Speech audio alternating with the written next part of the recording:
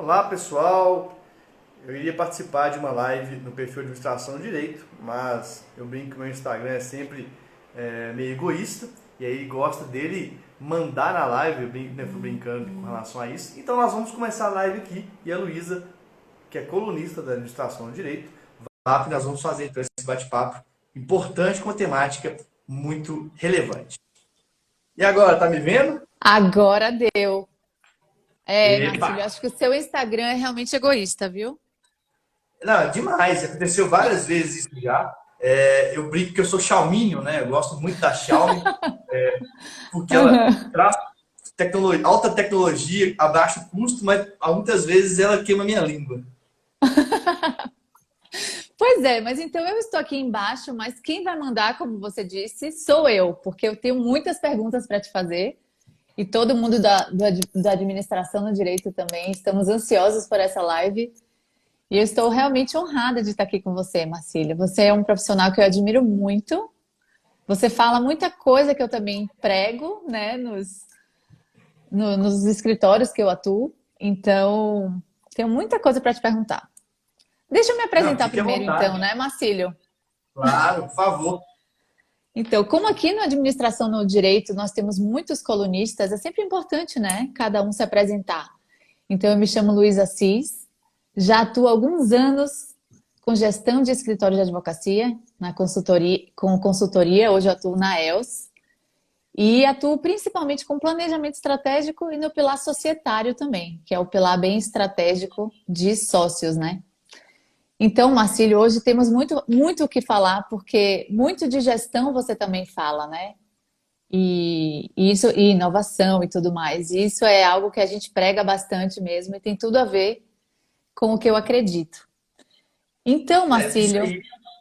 Não, já que eu te cortei, eu gosto de dizer que eu trabalho realmente num caldeirão de conhecimentos, né? Então, muitas vezes a pessoa pergunta, mas você trabalha com gestão? Sim. Com marketing? Sim. Com startups? Sim. Com tecnologia? Sim. Justamente porque eu acredito que a gente tem que ter um mix disso tudo para aí sim ser um profissional diferente, para não ser igual à maioria. Ou seja, a gente criar nosso próprio mix de conhecimentos e ferramentas, né? uhum. E Marcílio, nesse sentido, eu já queria fazer a minha primeira pergunta, que assim, muitos advogados, principalmente os mais jovens, na verdade não é nem principalmente, eu digo que nós advogados temos muita dificuldade mesmo de escolher o nosso nicho de atuação. E aí a gente atira para todos os lados, se posiciona como um advogado generalista, e você, a gente olha para o seu perfil, a gente já sabe o seu nicho, e eu queria que você contasse essa historinha. Como é que você nichou? Como é que você fez essa escolha? Como foi essa sua trajetória para ser um advogado de startups? Claro. Algumas coisas na vida a gente percebe de forma retroativa, né? Então, hoje, olhando para trás, eu vejo algumas escolhas que me fizeram chegar até aqui. E uma delas, indo bem lá atrás, na época da faculdade, eu formei na UFMG, eu fui diretor de cultura. Mas, ao contrário que outras pessoas possam pensar, o diretor de cultura faz festa. Não tem nada muito mais elaborado, não, né? Então, Sim. eram as caloradas, eram os botecos, etc. Aham. E um tempo depois eu percebi que isso me fez ter uma visão diferente do direito e uma formação diferente da maioria das pessoas. Eu brinco, tá? Eu sou um anti-herói, porque enquanto a maioria dos colegas estavam assistindo aula, eu estava matando aula para negociar bebidas, negociar, sei lá, gelo, negociar com fornecedores em geral. E isso me deu uma visão totalmente diferente, uma dinâmica diferente com relação ao mundo em geral também. É até uma questão de humildade mesmo, porque desde a questão mais gerencial até carregar um gelo de 20 quilos nas costas, eu fazia tudo. E isso foi muito importante também, até para conhecer mais de ser humano. A partir Sim. desse conhecimento do ser humano, eu fui percebendo que o direito, a cultura tradicional do direito, me incomodava. Eu não gostava dessa criação proposital de diferencial, as pessoas se chamarem de doutor, o ego, etc. E aí eu fui estudando e fui percebendo que a sociedade do direito em geral, digamos assim, né, o meio jurídico, é extremamente hierarquizado. Então, dentro dos escritórios, no meio acadêmico, o que que é? É um sempre querendo subjugar o outro. Não tem, de fato, uma colaboração, uma horizontalidade das relações. E ao mesmo tempo que eu iria para o mundo da tecnologia, porque eu tinha mais curiosidade, fui entrando no mundo das startups, eu via que a cultura era totalmente diferente. Uma coisa ia puxando a outra. A cultura Uhum. ia puxando uma gestão mais ágil, que ia puxando o design thinking, e aí misturava gestão com inovação, com diferenciação, em que é muito do marketing. Esse bolo todo, essa bagunça toda, foi me direcionando cada vez mais para a tecnologia e para a inovação. Só que isso tudo só foi possível porque eu realmente fiz um mergulho muito grande em mim próprio, né, em mim mesmo, para eu entender o que eu tinha de diferente ou não, o que eu tinha de bom ou não. Porque, de fato, eu sempre fui uma pessoa muito criativa, eu sempre, talvez, fui meio do contra, né, aquele nimbus da Turma da Mônica, e fui muito criticado por isso algumas vezes, até mesmo criança. Sofri bullying por causa disso. E naquela época, como criança, eu tinha uma escolha. Ou eu me retraía, ficava uma pessoa retraída, que tinha medo de tudo, ou eu era uma pessoa que me conhecia e fazia o que eu achava que deveria ser feito. Né? Então foi assim, bem de uma forma, lá atrás, como criança, que eu percebi que eu tinha uma facilidade gigantesca de enxergar caminhos diferentes. Aí fiz testes psicológicos, de perfil psicológico, deu que muito forte em mim o perfil águia, tipo assim, altíssimo, que eu nunca vi ninguém. Então eu Criativo. tenho muito grande minha facilidade de enxergar o futuro. No oráculo. Eu consigo enxergar tendências e eu consigo enxergar o que vai ser lá na frente antes da maioria. Qual que é o problema disso?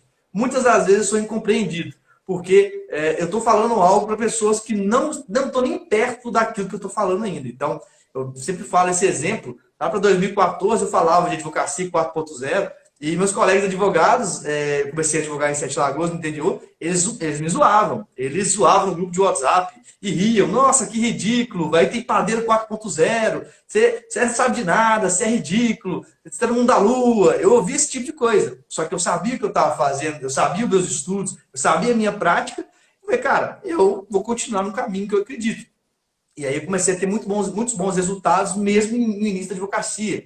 Eu não sabia que eu tinha bons resultados. Eu fui ter essa noção em encontros de networking, em encontros da OAB, sempre conversei muito. Eu percebia que os presidentes de OAB, de subseções, etc., eles ganhavam menos dinheiro do que eu ganhava no início da carreira. Eu falei, opa, alguma coisa eu estou fazendo muito certa. E sendo muito criticado, sendo muito criticado, sendo muito criticado.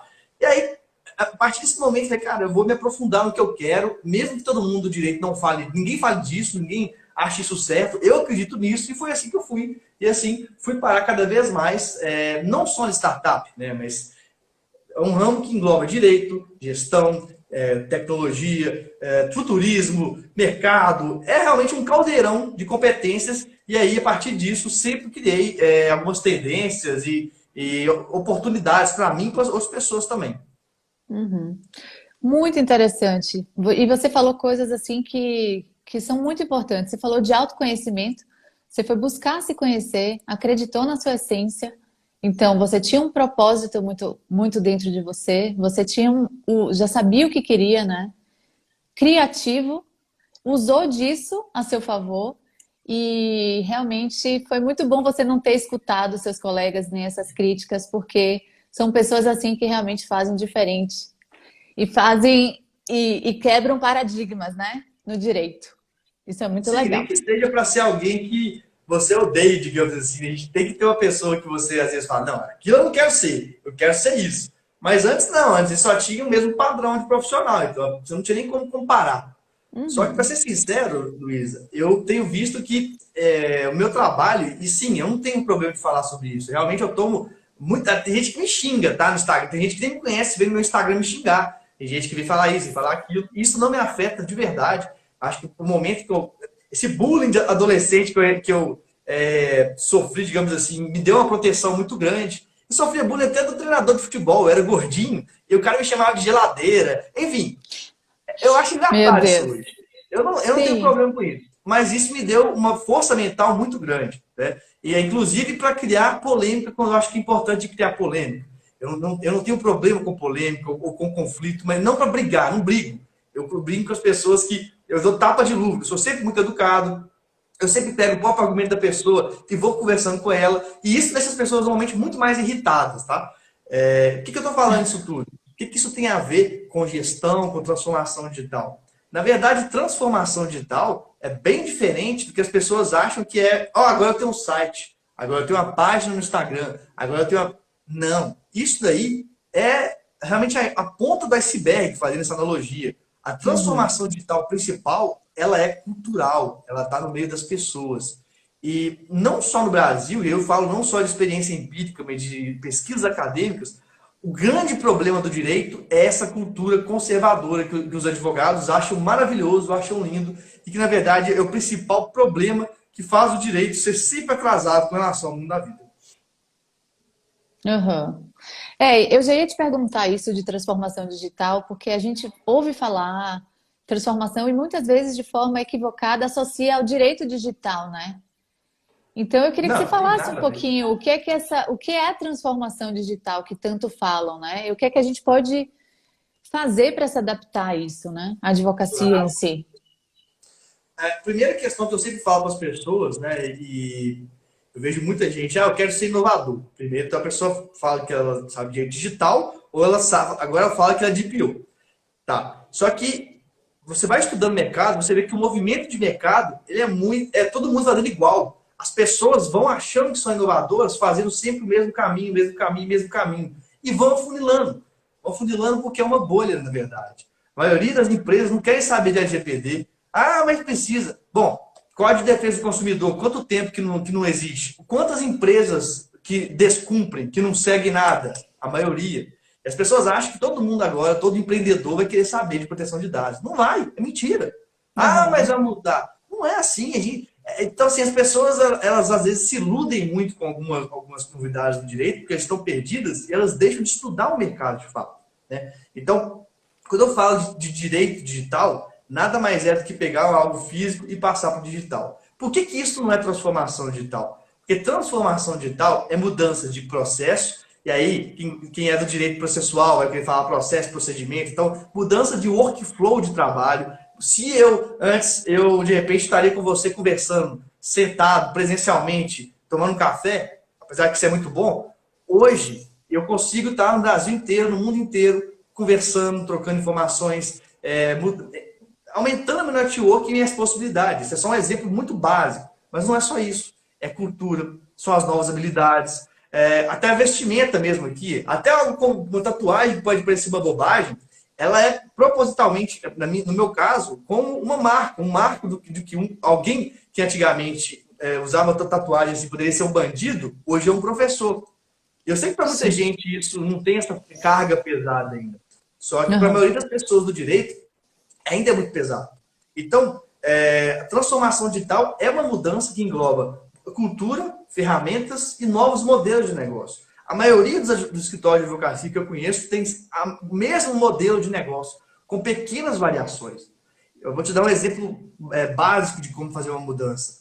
Vários advogados reclamam, meu cliente não quer pagar por serviços básicos que eu ofereço. E eu falo, não cobre. Não cobre, porque você pode implementar um modelo freemium, igualzinho para o Spotify. Você aumenta a sua base de clientes oferecendo serviços gratuitos ou baratos, que são automáticos. E aí o pessoal precisa estudar a venda para poder definir a diferença entre venda simples, venda ampliada e venda integrada. Tá? A venda simples é algo que a gente fala que é muito transacional, é rápido, é papum, e às vezes você nem vai cobrar por aquilo, como por exemplo, um contrato de aluguel. O contrato de aluguel as pessoas até hoje pegam na banca. Para que você vai cobrar por um contrato desse? Você tem que dar de graça, se posicionar na internet para as pessoas que procurarem isso, acharem você, usarem seu documento gratuito e depois, com gatilho da reciprocidade, quando precisar de algo, para pagar por algo, vá até você. Então, Uhum. veja como é uma questão de mentalidade. A maioria dos advogados não. Não, meu cliente não quer pagar pelo meu trabalho. Aquele colega advogado está aviltando no horários. Sinceramente, a pior coisa que existe, na minha opinião, que o AB faz é essa tabela do AB. Porque ela faz as pessoas quererem fiscalizar os colegas e esquecem que o principal que existe no mercado, tabela de honorários. A gente, às vezes, se engana muito. Um advogado que está precisando pagar uma conta, que não tem dinheiro, quem acha que ele vai cumprir uma tabela de honorário? E sabe por que as pessoas têm esse pensamento? Falta de base no ensino jurídico. Como assim falta de base? Eu gosto muito de falar, gente, direito não é só norma, não é só a parte, no código de ética diz tal coisa. Direito, né, Miguel Reale já falava, é fato, valor e norma. Quais são os fatos da sociedade? O que os fatos da sociedade nos mostram? Qual que é o valor da sociedade? Será que os fatos não é excesso de advogados? Às vezes advogados não sabem se diferenciar. Porque, por exemplo, o advogado fala, não, mas eu tenho mestrado não sei aonde, eu tenho pós-doutorado na Universidade de Salamanca, eu vou cobrar mais caro. Isso não é argumento para o seu cliente entender que seu serviço vale mais caro. Então, esse conjunto de questões é que fazem com que a gente não foque na transformação digital e continue em tempo de Alexa, de Siri, de Cortana, que são os assistentes virtuais, né, querendo agir e pensar como Rui Barbosa. Na época do emoji, você querendo pensar em latim. Isso não faz sentido. Isso é totalmente cultural. Isso é a base da transformação digital. Uhum. E uma coisa também, né, Marcílio? A gente realmente tem uma tendência a seguir aquilo que todo mundo já faz, né? Mas como se a pessoa tem modelos de negócios diferentes um do outro, né? Então, uma pessoa que trabalha no previdenciário precisa compreender o seu cliente, né? Para entender como é que ele pode pagar. Você que é um advogado de startup, trabalha com um segmento muito específico também. São normalmente empresas que estão começando, que não têm dinheiro agora. Como você pode fazer diferente para ajudá-los nesse momento? Participando do negócio dele, pagando por hora, por job, o que é mais interessante para eles? Então, eu sinto que o mercado tem essa dificuldade de entender o seu público, né? O seu cliente, e vai seguindo ali na trilha do que todo mundo faz. Então, mais uma vez, é super importante isso de compreender, olhar para o mercado, entender o que é que as pessoas precisam e como você pode contribuir, né? Do seu jeito. E como você prega também, né? Pensar fora da caixa, né?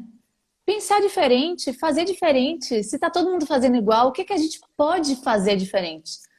Então, isso que você falou é muito interessante e eu sinto falta disso, sabe? Todo mundo começa a fazer uma coisa, vai todo mundo seguindo.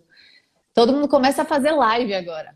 Todo mundo seguindo. Coisas que alguns advogados já que eram super resistentes, agora tá todo mundo fazendo, sabe? Então é realmente algo a se pensar.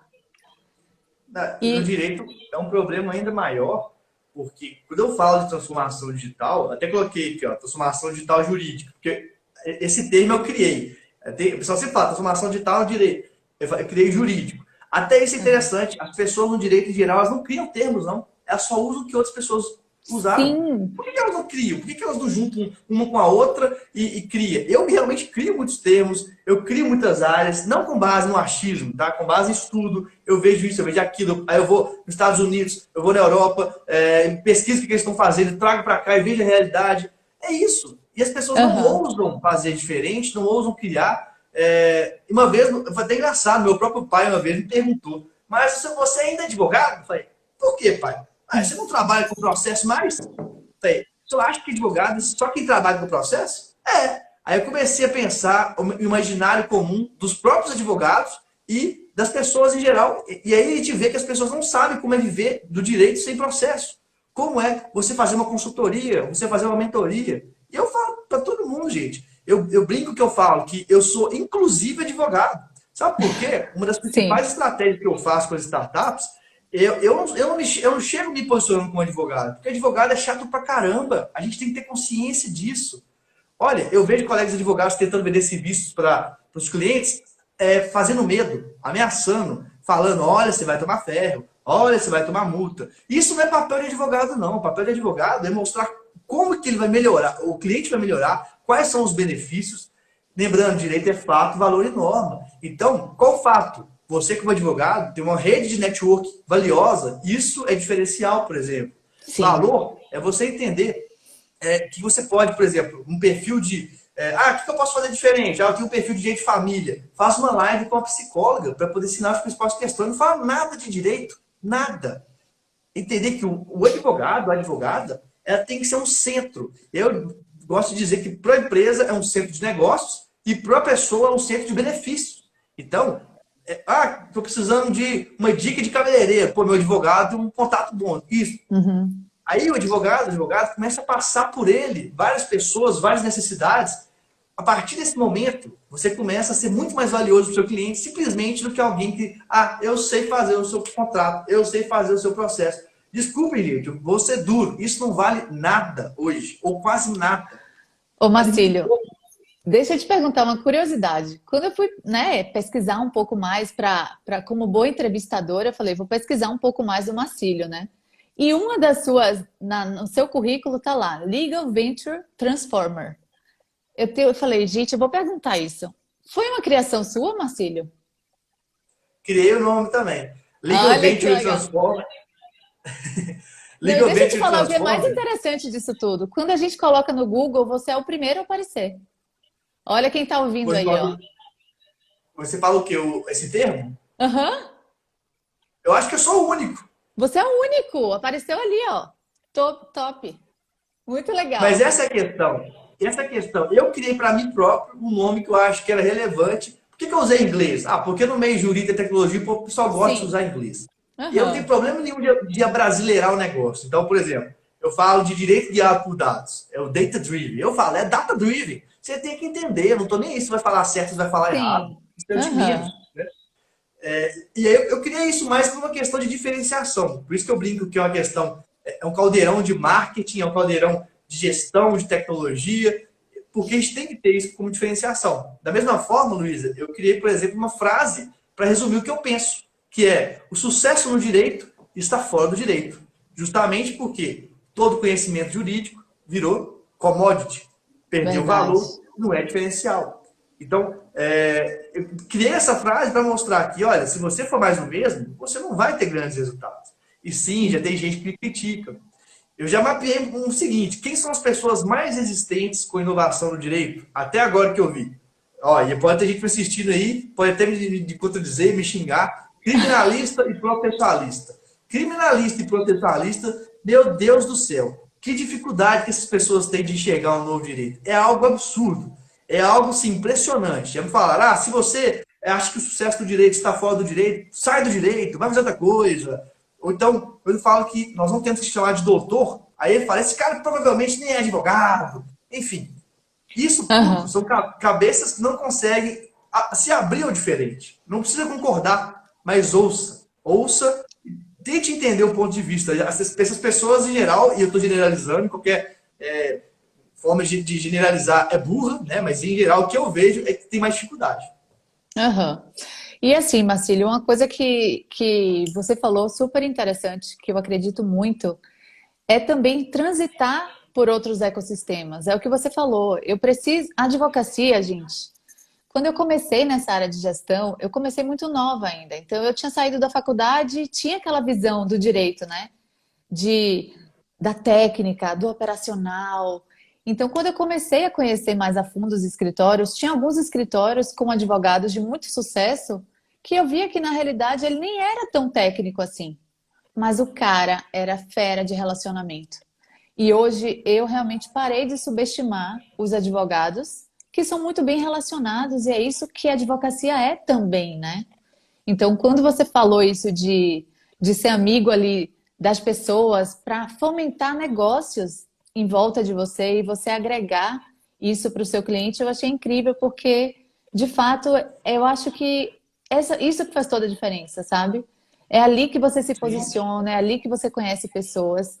E essa coisa de transitar por outros ecossistemas é algo que também que os advogados ainda têm muita resistência, né, Marcílio?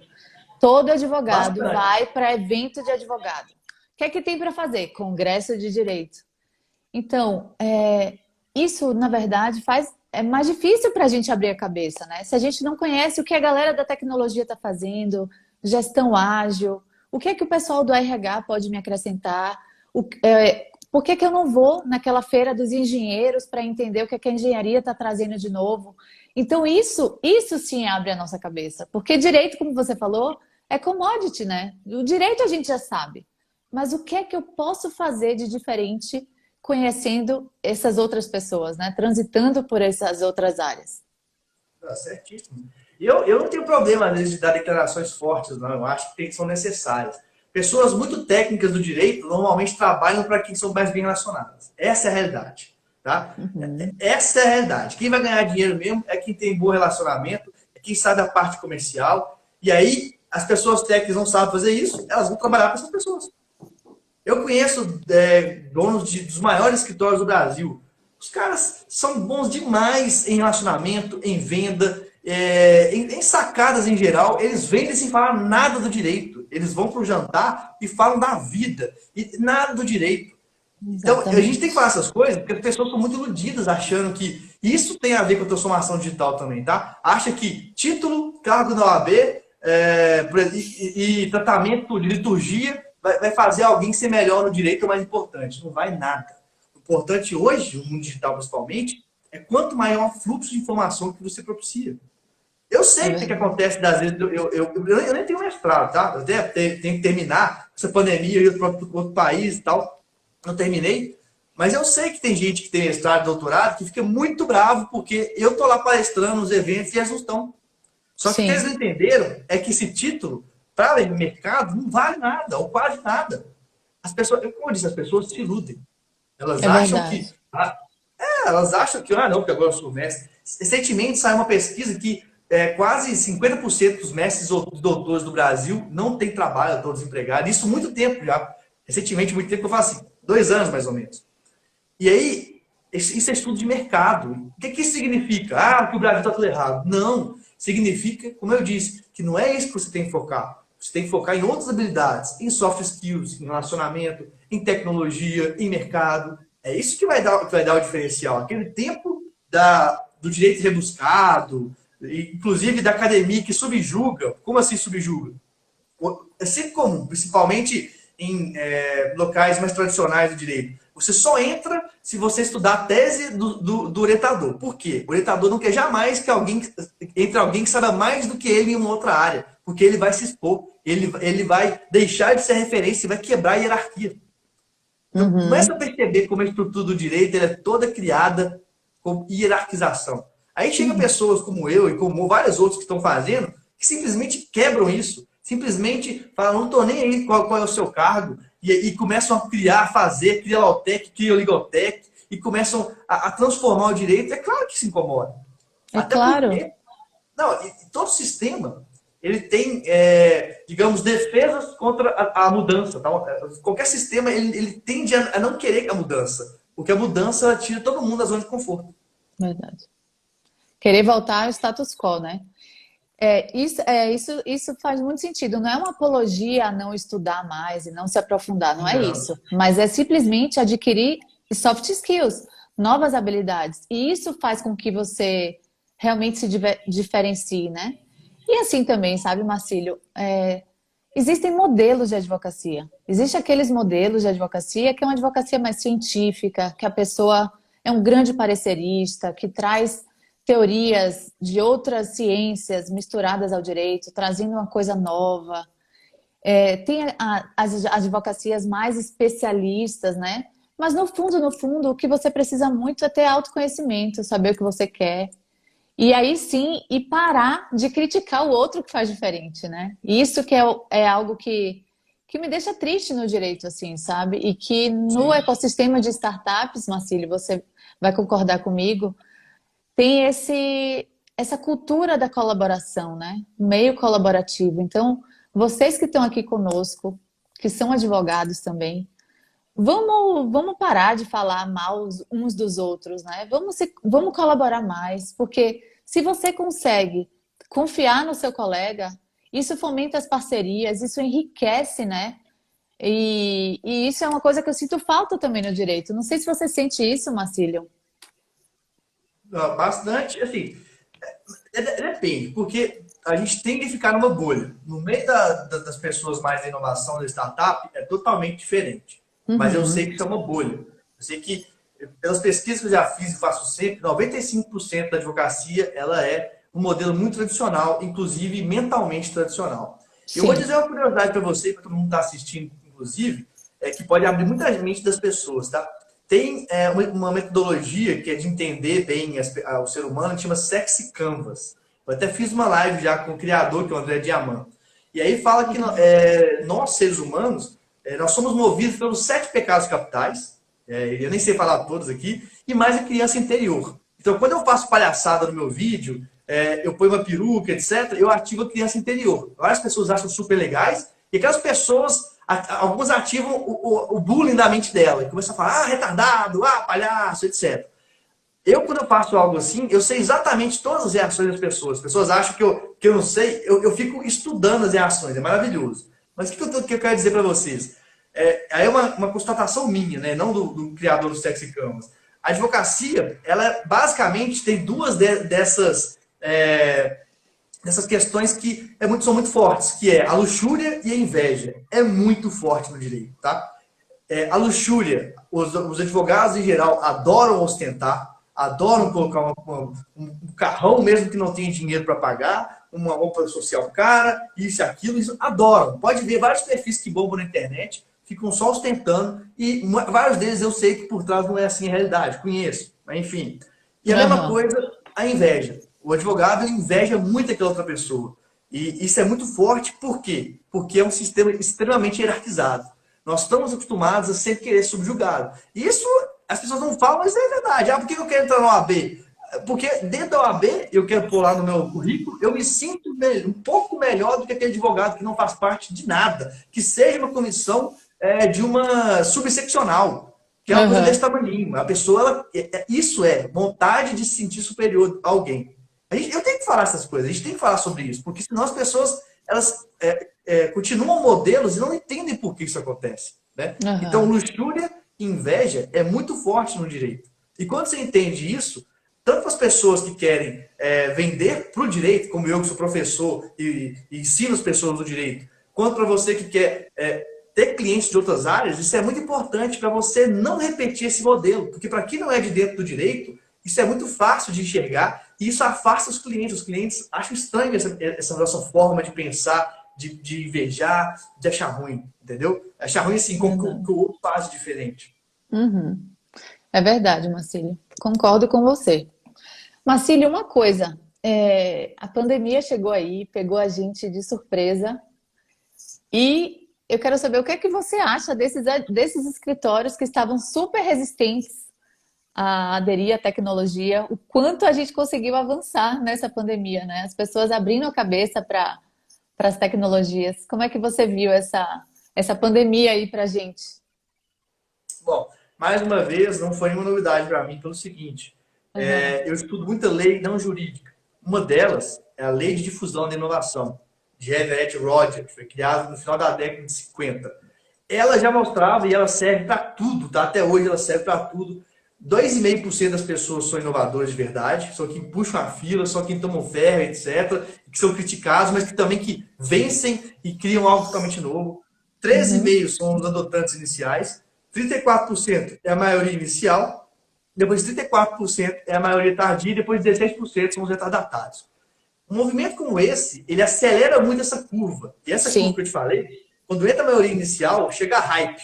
A hype todo mundo está falando. Quando todo mundo está falando de algum mercado, é momento disso cair novamente, porque não é diferencial. Então, eu já estava observando que esse movimento já estava acontecendo há muito tempo. As pessoas eram muito resistentes. Até quando eu fui head de inovação no escritório, a maioria dos escritórios seria impensável ter um head de inovação no escritório. Porque a maioria dos escritórios são extremamente resistentes. Nós estamos falando em escritórios que falam que são tecnológicos, que usam tecnologia. Mas, de fato, quando é inovação cultural, isso não existe. Então, para mim não foi uma novidade e, da mesma forma, não vai ser um diferencial daqui a um tempo. Todo mundo tem que estar digital, tem que estar tecnológico. Várias pessoas estão perdidas ainda com essa situação, né? Eu até brinquei um vídeo criticando as pessoas que usam milheiro de cartão como estratégia. Aí o cara falou, com essa pandemia, meus cartões estão guardados no meu bolso faz tempo, né? Não estou usando. Agradeça a pandemia, para você largar isso aí que já é antigo demais, cara. Você tem que levar para o digital. Levar para o digital significa, para quem gosta de futebol, jogar no seu próprio campo. Como assim jogar no seu próprio campo? Porque no digital você já pode mapear todo o seu cliente antes, traçar todo o passo a passo que o cliente vai passar. Eu brinco, não é essa expressão, é como se botasse uma armadilha. É só jogar lá dentro e tudo acontece. Agora, no mundo físico, não é assim que acontece. No mundo físico, é como se fosse um mundo de guerra. Você não tem controle por nada. No mundo digital, não. Você tem todo o workflow que você consegue colocar o seu cliente lá dentro para sair no final como um cliente, ou para você entender que é o momento de conversar um pouco mais com ele, de oferecer mais um conteúdo aqui, outro conteúdo ali. É realmente algo muito sistemático. Um dia para trás, um colega falou que a engenharia vai dominar o direito. Eu, na minha visão, tomara. O direito tinha que ser mais metódico, não na lei em si, mas nos seus procedimentos, no seu workflow interno. Uhum. Legal. Marcílio, eu anotei aqui que existem muitos termos novos, né? Você que é da tecnologia, a gente ouve falar de visual law, analytics, jurimetria, dashboards, chatbot, big data.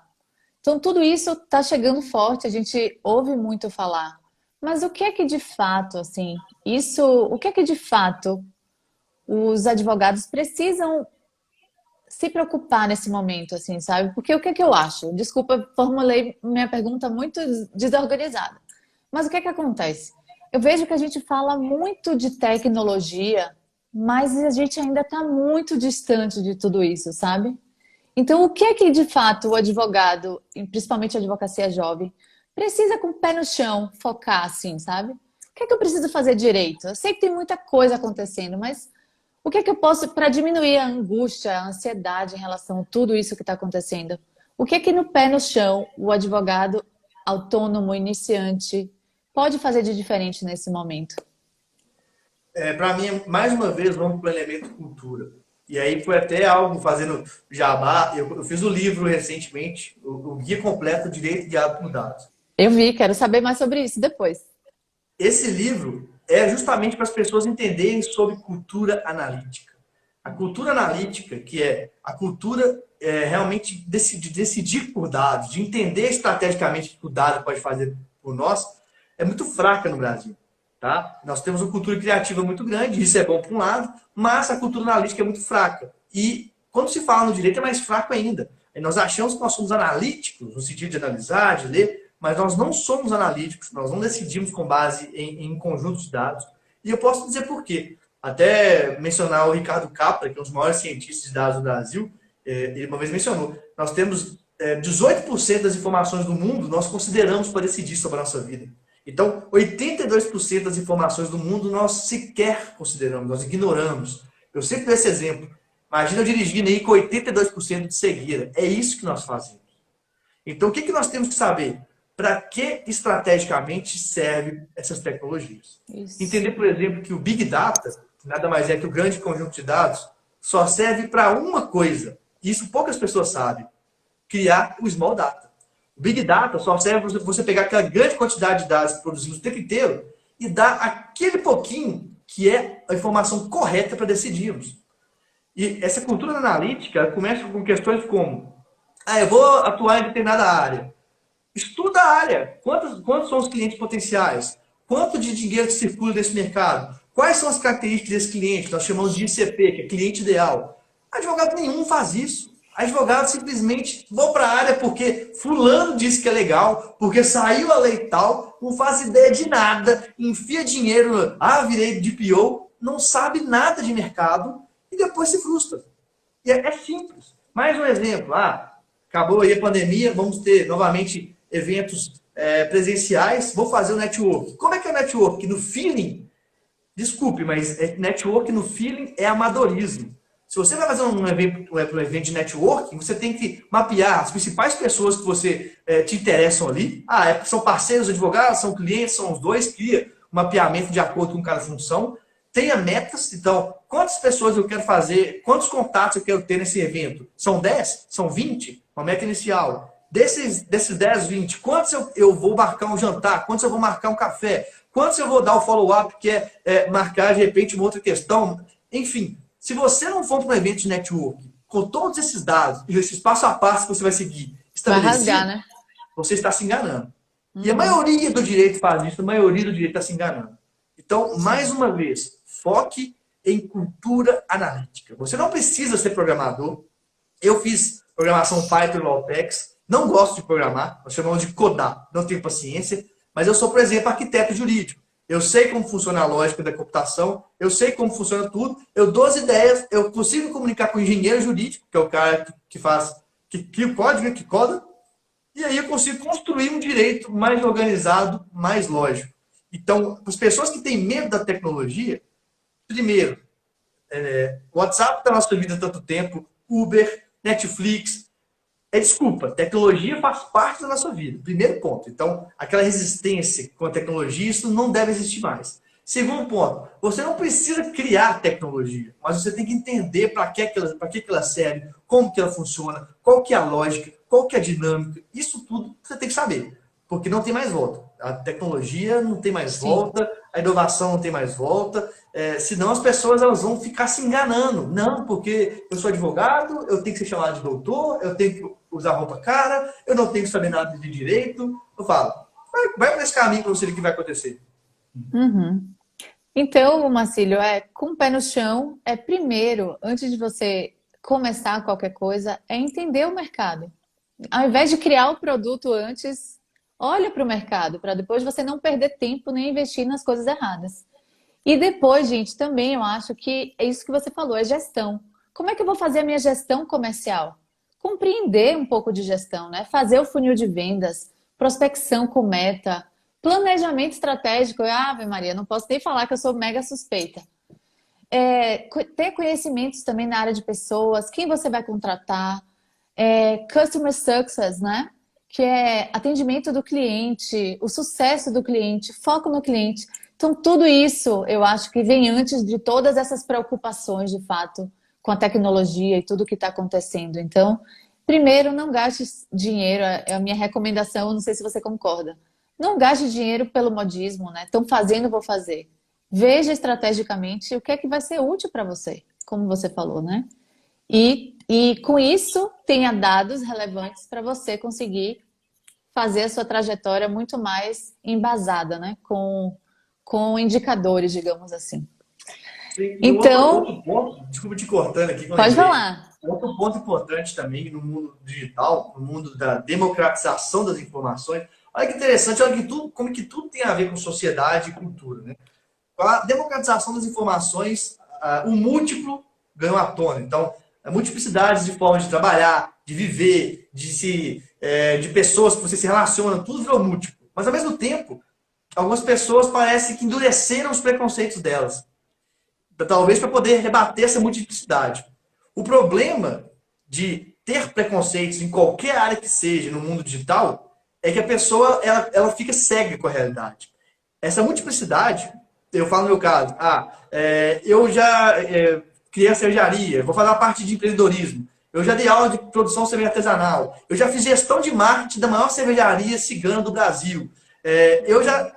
Pra você ter noção, várias startups me contratam mentoria, não só para a parte jurídica, elas querem que eu estruture a parte comercial delas. Startup me contrata para a parte comercial. E por que isso acontece? Porque eu me permiti abrir o olhar para outras questões. Então, a ecleticidade é interessante. Você não pode ter preconceito com nada que seja diferente. Porque senão, você vai fechar seu mundo, fechar suas oportunidades, vai julgar o mundo do outro, que é o seu cliente, com a sua lente, e isso vai te tirar muitas oportunidades. Eu sempre tive facilidade de olhar o outro como o outro é. Isso é empatia, né? E por isso nunca me faltou oportunidade na vida para nada. Para nada. Sim. O que acontece? Eu não sou mais inteligente que ninguém, eu não sou mais esperto que ninguém, eu me permito. Essa é a diferença. Né? Então, se hoje, por exemplo, eu nego convite de escritório, de startup, etc. Eu quero que você fique aqui. Não, eu posso fazer consultoria, eu posso fazer mentoria, mas eu quero ser livre. Uma curiosidade que eu te falo. Em março, eu me desvinculei do escritório que eu estava porque eu queria ser nômade digital. É um sonho. É um sonho. E se não fosse a pandemia, mais do que se não fosse pandemia, eu estava indo para o Caribe para começar lá, a ficar por lá, a trabalhar, tá? Não é só ficar de boa na praia. Eu ia trabalhar de onde eu estivesse. E aí, eu estava no aeroporto para ir passar pelo Chile e pelo Peru. Quando eu estava indo pegar o avião, fechou a fronteira. Olha só a situação. Eu estava indo para fora. Não acredito. Sim. Aí o que aconteceu? Eu voltei, trabalhei mais do que eu sempre trabalhei na vida. Fiquei até estressado, o cabelo caiu, porque a minha área, que era a área de transformação digital, todo mundo precisava de uma hora para outra. Então, o que eu estou dizendo para as pessoas entenderem que eu levanto essa bandeira, é possível viver do direito sem processo judicial, é possível viver do direito em qualquer lugar, eu já fazia isso, então não foi pandemia, eu já tinha me estruturado para atender meus clientes online, para poder fazer tudo de forma digital, porque eu sempre achei que não precisava ser presencialmente, né? Eu gosto também, mas não precisava. E aí a Sim. pandemia, que ao invés de me ajudar com relação a esse meu sonho, atrapalhou. Mas, por outro lado, fez crescer uma área que eu lutava muito sozinho, tentando falar para as pessoas que era importante. Por exemplo, eu fiz uma pesquisa no Amo Direito, né, que é o maior Instagram jurídico da América Latina, em outubro, novembro do ano passado. Eu só fiz a pergunta: você sabe o que é transformação digital? Eu não perguntei se a pessoa implementava, se já sabia. 90% disse que não sabia. É algo Olha muito só. distante na mente do profissional de direito. Ninguém pensava nisso. Poucas pessoas pensavam nisso. E aí Uhum. agora todo mundo começou a pensar, a olhar, querer aprender. Até teve uma onda de live sobre o assunto. Eu falei, galera, não tá sabendo falar sobre isso não. Transformação digital não é ferramenta só não, é cultura. Cultura é o principal elemento. Eu ficava só quietinho observando a galera querendo essa onda também, porque eu entendo, é uma demanda, as pessoas querem saber sobre isso. Legal, muito legal. Marcílio, você não poderia ter terminado a nossa live de forma melhor. Eu acho que é isso mesmo, mais uma vez. Eu acho que agora eu admiro ainda mais você, conhecendo um pouco mais aqui pessoalmente. E eu acho que é isso. Eu acho que você está no caminho muito, muito certo. E eu só torço muito, muito, muito pelo seu sucesso. E que mais pessoas, espero que as pessoas que tenham participado aqui da nossa live tenham tido os bons insights aqui, porque realmente é abrir a cabeça, gente. E se você não abre a sua cabeça, você não enxerga as oportunidades, não enxerga outros caminhos. Então, se inspirem aí nessa figura disruptiva do direito, porque é isso que o direito precisa. Agradeço demais a sua presença na administração do direito e realmente estou muito honrada com isso tudo. Queria agradecer a Sara Crepaldi, que foi ela que entrou em contato com você. Acabou que, coitada, ela não pôde fazer no dia que você quis. Sobrou para mim, Sara, infelizmente, coisas do destino, faz parte. E assim, eu espero, Bem Marcílio. representado também, foi bem representado. Ai, que legal. Marcílio, eu espero que o seu sonho de ir para onde você quiser se concretize ainda no tempo certo, porque também eu acredito muito nisso, né? Cada coisa no seu tempo e às vezes as coisas precisam acontecer porque tem que acontecer mesmo. Mas sendo uma pessoa obstinada como você, persistente e que olha lá na frente, eu não tenho nem dúvida que você vai para onde você quiser e vai ser sucesso onde você estiver. Tá Muito bom? obrigado por todas as palavras. Para mim foi maravilhoso também tudo isso. E uma coisa que eu acho que os recados finais que eu acho legal dar para as pessoas é, primeiro, Uhum. eu acho que o meu principal trunfo de vida é me permitir, tá? Eu me permito fazer o que eu acredito, mesmo que seja diferente, mesmo que a maioria não consiga olhar para o lugar, porque não só no direito, em geral a maioria tem efeito manada. Ela acha que o único caminho é aquele e vai seguindo, ela não consegue pensar de fora. Então, se permitir é muito importante. Eu acho que as pessoas que querem um direito mais gostoso, e até eu uso essa palavra, a gente tem que pensar nisso, o direito não tem que ser estressante, ele não tem que ser os advogados aí abusando de álcool, outras drogas, uma série de outras questões que a gente tem visto. O direito ele tem que ser Verdade, algo que cumpra a função dele principal, que a gente nunca pode esquecer, que é paz social. verdade, Todo o resto, não vou dizer que é firula, mas todo o resto é o resto. A paz social é a principal questão do direito. Então a gente não pode esquecer isso. Se você é a pessoa que quer paz social, que quer melhorar a sociedade, vai acontecer, vai ter um retorno. E mais uma coisa, eu sou disruptivo, sou brincalhão, mas não achem que as coisas acontecem sem trabalho, não, tá? É comum eu trabalhar 16 horas no dia, 14 horas no dia, mas eu me divirto. Eu gosto tanto do que eu faço que eu me divirto. Eu adoro jogar videogame, por exemplo, mas há muito tempo, entre jogar um videogame, jogar um futebol, e entre fazer alguma coisa de conteúdo, eu prefiro fazer o conteúdo, é porque eu quero, eu gosto. Então a pessoa uhum. tem que fazer aquilo que gosta muito mesmo, né? Não adianta também fazer algo por obrigação que não vai dar muito certo. É verdade, com certeza. E agora eu tenho uma dúvida operacional. Você vai conseguir gravar essa live para gente, já que estamos aqui no Advogado de Startups? Sim, eu vou gravar ela no perfil, vou compartilhar. E aí tem aqueles aplicativos, Ingrabber e outros lá, que você pode usar, baixar. Eu gosto de brincar. Pode me usar à vontade, então fica à vontade aí. Que bom, então vamos usar essa tecnologia aí para trazer o IGTV também para o nosso perfil. Brigadão, Marcílio. Tudo de bom para você, viu? De nada, obrigado também, valeu demais, foi muito legal. Valeu. Tchau, tchau. Tchau.